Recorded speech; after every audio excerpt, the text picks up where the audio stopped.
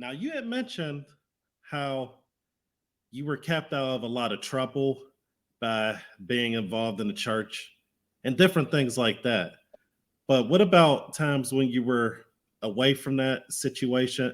Let's use school, for example. How was it going to school around that middle school time?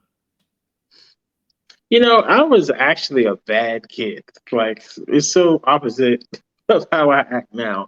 But yeah, I was a really bad kid. Like, when my father and them had separated, I was in middle school basically. And then I remember going, I was going into like sixth or seventh grade or something like that. And I just started acting up. I was always in fights and getting suspended. It got so bad. And whoever is from Pittsburgh, probably, well, if they I went to Greater Works Christian School, which at the time was Greater Works Academy.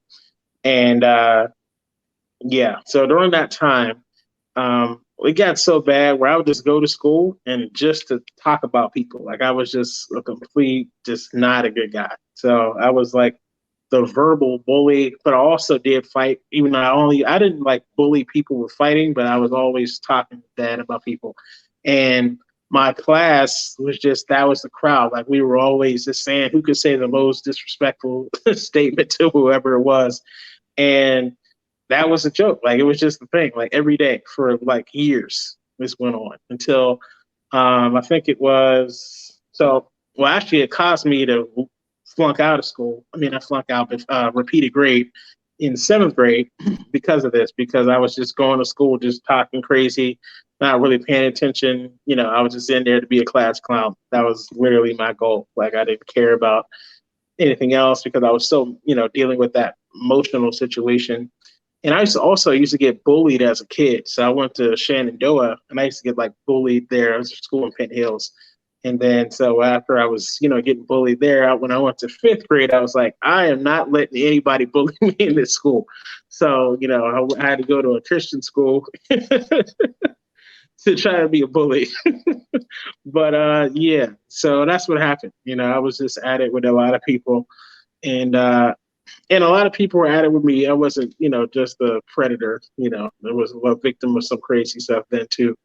But school was a challenge, because like I said, kids are ruthless, man. They don't care about feelings or none of that. They don't have tact. They just say whatever they think. So it's very, in some ways, more difficult, I think, than adulthood in some ways in terms of how people talk to you without fear of repercussions. Where here, at least, as you grow older, people think about what's going to happen next.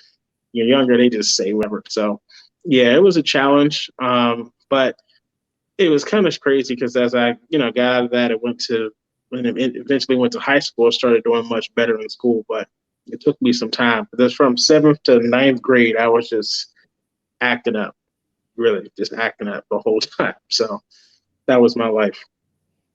Okay.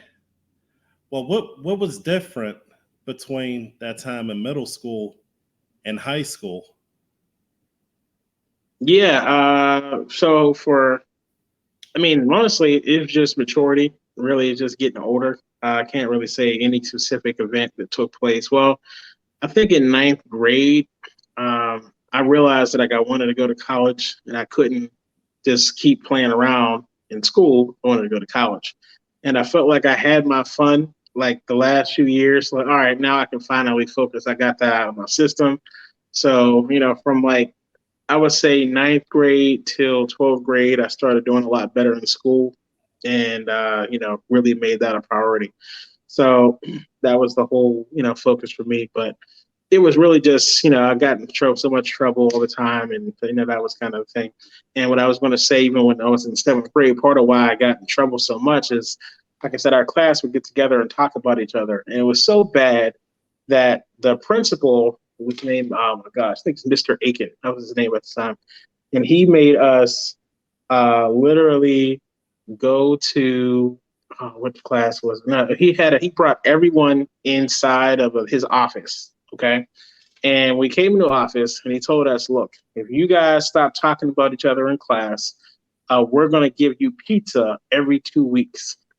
We didn't make it to the next, like past the next period of like right after he told us that, we were like, okay, cool, we're gonna do it. And then literally the next period, we were right back at talking about each other, and it didn't go well. Like it was a bad time. So, like I said, by the time I got to ninth grade, I started to mature a little bit, saw different things, wanted different things, and really got the right mentorship. Because once my mother, my brother, and my father had separated, my mom really started putting me into more mentorship.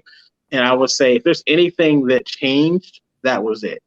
That kind of got me from being way out there, because it gave me some type of like father, like fathership or some in some way. I actually was in a group called Brothers Keepers, which is really good. Shout out to Brothers Keepers, always love them. But they helped a lot. That pastor there named Gil Duncan. It was Eric Jones. There's a lot of people that I definitely, appreciate, during that time. But a lot of good men that really gave good advice and weren't, weird or funny or trying to do anything like to take advantage of anybody. Like I have the highest, respect for Brothers Keepers and the whole organization. So if anyone has a kid that's struggling emotionally, especially a young man, young boy, send in the Brothers Keepers, even if you're in a different state, okay? They would definitely take care of them. But yeah, that was kind of my situation. So as I was a part of the Brothers Keepers group, they really helped me get myself together emotionally and just get on the right track. How so?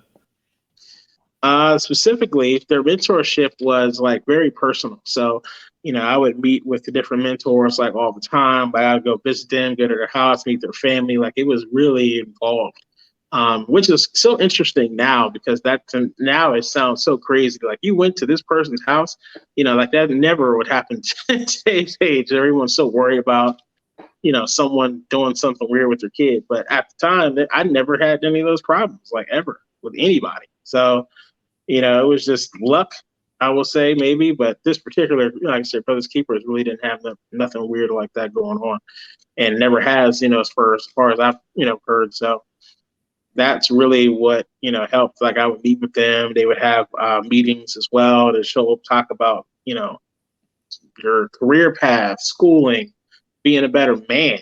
Really, a lot of it was just about being a better man as a whole. And I talk about this a lot, and I do videos because so many men, we get so caught up on getting the bag and forget that, like, hey, the bag is one part of the situation, but you personally have to be better too. Like, just because you have money does not make you a better man. You know what I mean? Just because, like, if you have no money, doesn't make you a horrible man either. So, you got to do all of it and keep that right, order in your system. So, that's, one of the things, again, I picked up as I was going through that, and, I've kind of carried it since then.